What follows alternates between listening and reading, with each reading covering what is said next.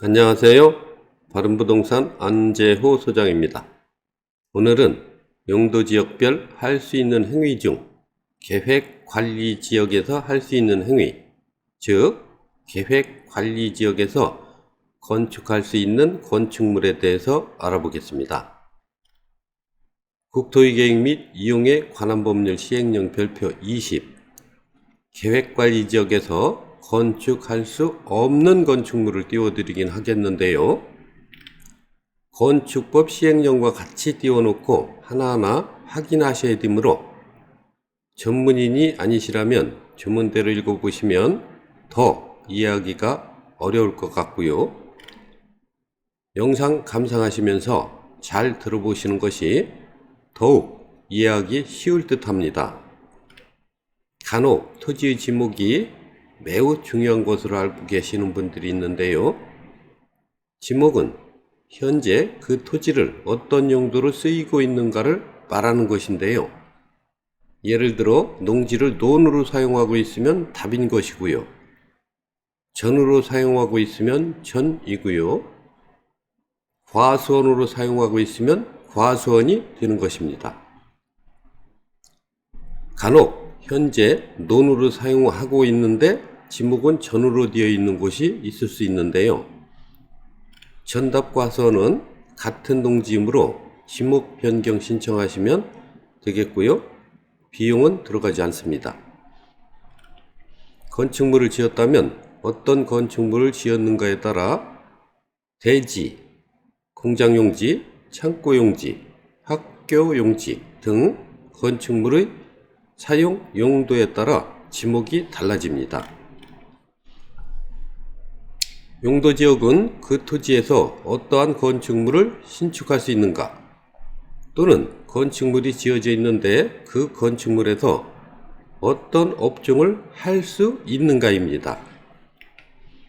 토지 또는 부동산은 일반적으로 여러 번 말씀드린 대로 위치가 가장 중요하겠고요. 다음으로는 용도지역이라 할 수 있겠고요. 그 다음 지목을 꼽을 수 있겠습니다.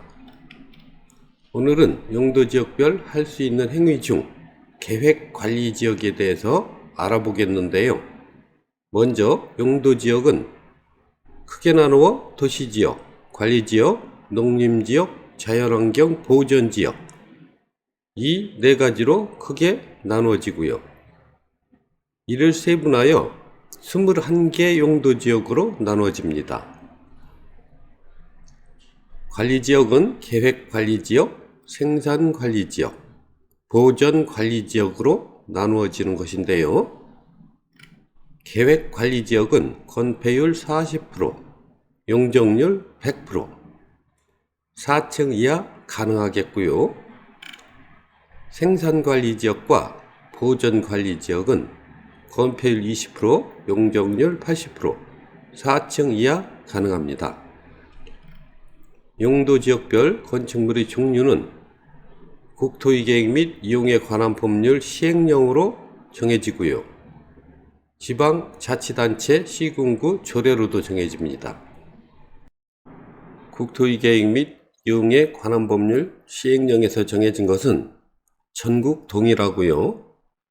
지자체 조례로 정해진 것은 지자체별로 달라질 수 있는데요.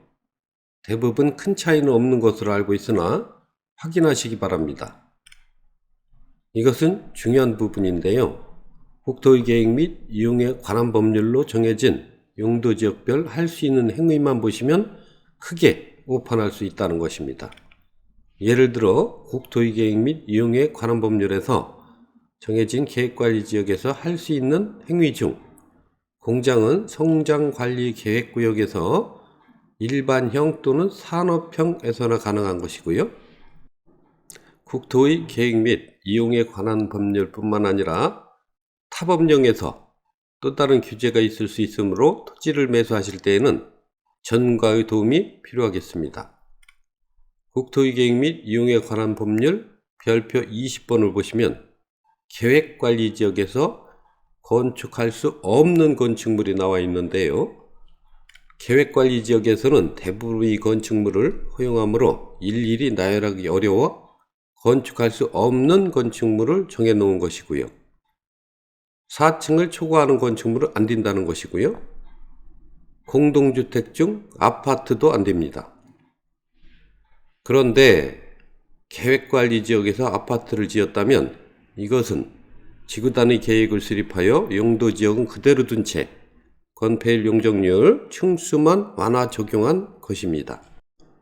국토의 계획 및 이용에 관한 법률 시행령 별표를 보시면 여러 가지가 안 되는 것으로 되어 있는데요. 일반인들은 보셔도 잘 모르실 수 있으므로 계획관리지역에서 불어들이는 건축물은 일반적으로 위락시설, 즉 나이트클럽이나 유흥주점이 있겠고요. 숙박업소도 안 된다고 보시면 되겠고요. 공장이나 제2종 그린생활시설 중 제조업소는 계획관리지역에서 성장관리 계획으로 산업형 또는 일반형은 가능하겠습니다.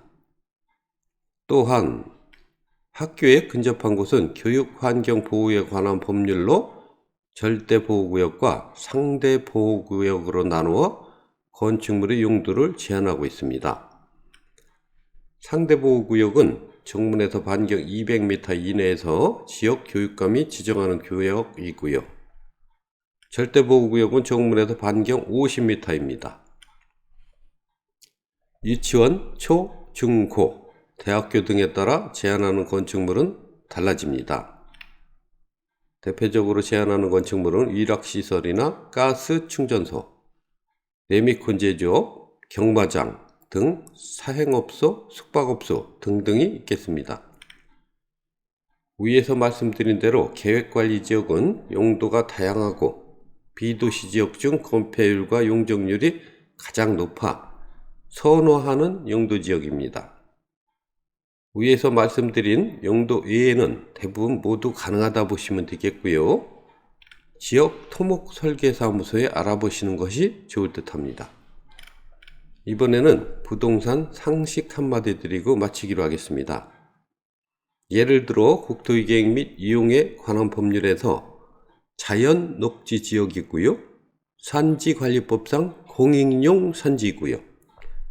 특별조치법상 개발제한구역이라면 특별법인 개발제한구역의 행위 제한을 받는 것입니다. 용도지역, 용도지구, 용도구역 용어가 비슷비슷하지요. 용도지역은 국토부 장관, 시도지사, 대도시, 시장이 토지의 이용 및 건축물의 용도, 건폐율, 용적률, 높이 등을 제한함으로써 토지를 경제적, 효율적으로 이용하기 위하여 정한다고 되어 있습니다. 대도시 시장이란 인구 50만 이상의 기초단체를 말하는 것입니다. 한마디로 말씀드린다면 용도지역은 그 토지의 쓰임새라고 하겠습니다. 또한 용도지구란 토지의 이용 및 건축물의 용도, 건폐율, 용적률, 높이 등에 대한 용도지역의 제한을 강화하거나 완화하여 적용함으로써 용도지역의 기능을 증진시키고 경관, 안전 등을 도모하기 위하여 도시군 관리계획으로 결정하는 지역을 말하는 것입니다. 이번에는 용도구역인데요. 토지의 이용 및 건축물의 용도, 건폐율, 용적률, 높이 등에 대한 용도지역 및 용도지구의 제한을 강화하거나 완화하여 따로 정함으로써 시가지의 무질서한 확산 방지, 계획적이고 단계적인 토지 이용의 도모, 토지 이용의 종합적 조정 관리 등으로 하여 도시군 관리계획으로 결정하는 지역을 말하는 것입니다. 다시 말씀드리면 용도지역은 토지에 관한 것이고요. 용도지구는 건축물에 관한 것이다 라고 생각하시면 되겠습니다. 이것으로 이번 시간은 마치기로 하겠습니다. 구독, 좋아요 부탁드리고요. 감사합니다.